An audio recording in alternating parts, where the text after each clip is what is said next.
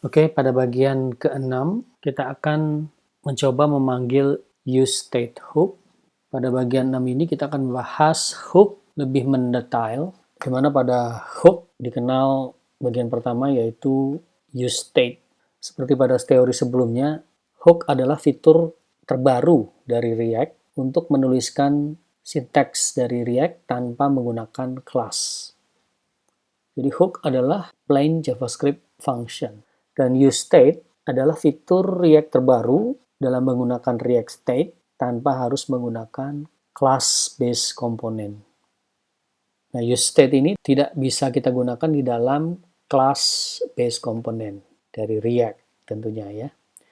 Jadi useState harus digunakan di dalam body sebuah function atau normal function atau plain function.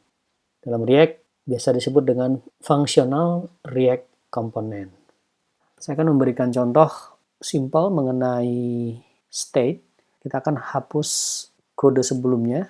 Anda masih bisa mendapatkan kode sebelumnya pada link repository, pada materi yang bersangkutan.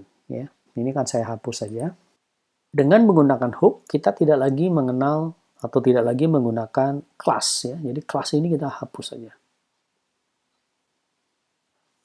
Sebaliknya, kita menggunakan JavaScript function atau plain JavaScript function. Sebelumnya kita harus mengimport hooks itu. Dalam hal ini adalah kita mempelajari hooks yang pertama yaitu useState. Nah, caranya mengimpor adalah kita tidak lagi menggunakan komponen. Kita ganti menjadi use, kita mengimport useState from React. Oke. Ini adalah cara mengimpor atau memanggil useState. Kemudian kita akan membuat function dengan mereturn JSX seperti biasa. Saya akan buat function di sini. Function dalam hal ini adalah saya membuat function app ya, ini tidak lagi menggunakan class tapi menggunakan function. Kemudian saya akan mereturn JSX. Saya buat lagi dengan button.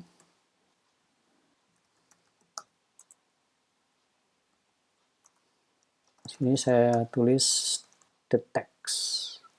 Kemudian kita jalankan dengan npm start.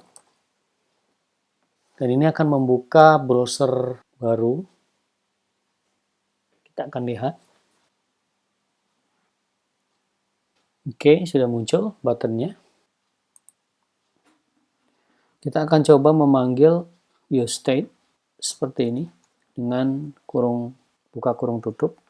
Nah, useState ini harus diletakkan di body dalam sebuah function. Tidak bisa di luar. Tidak bisa di sini gitu ya. Harus ada di dalam body sebuah function. Dan tidak bisa di dalam sebuah condition. Misalnya if, kemudian state. Nggak bisa kita gunakan begini ya. Dia akan komplain. Oke, jadi harus berada di root sebuah function. Nah, useState ini memerlukan sebuah argumen. Anda lihat di dalam kurung ini harus ada sebuah argumen atau initial argumen. Disebut di sini adalah initial state. Jadi sebagai nilai awal atau current value dari sebuah state.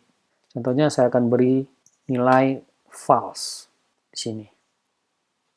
Keajaiban dari atau magic dari useState ini adalah useState ini mengandung sebuah array atau menyimpan sebuah array. Jadi di dalam useState, pernyataan useState ini adalah mengandung array di dalamnya. Di mana array tersebut terdapat dua buah value atau elemen. Nah, elemen yang pertama atau value yang pertama adalah current dari state, yaitu false ini.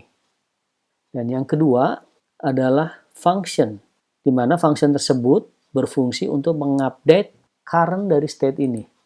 Bagaimana kita tahu useState ini mengandung sebuah array dengan memiliki dua buah nilai atau dua buah elemen? Caranya adalah kita melakukan console log di sini. Kita console log. Kemudian kita lihat pada console dengan klik kanan, inspect. Kemudian kita pilih console. Nah, Anda lihat di sini.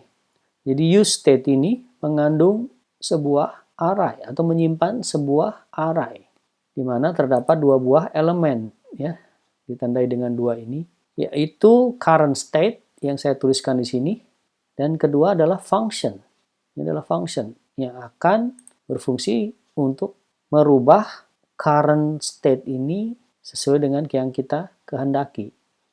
Seandainya ini saya tulis nilai, misalnya saya simpan, maka nilainya pun akan nilai. Saya refresh. Saya kasih string. Maka elemen pertama berisi nilai, ya, sesuai dengan yang kita isi di sini. Oke, kemudian yang kedua adalah function. Jadi itu adalah hooks pertama yang kita pelajari, yaitu use state. Di mana use state digunakan untuk menentukan sebuah nilai awal, di mana use state tersebut mengandung array yang berisi dua nilai, yaitu nilai dari state awal tersebut, current state tersebut. Yang kedua adalah sebuah function yang berfungsi untuk merubah state awal. Oke, Anda ingat-ingat, Anda pahami hooks dari use state.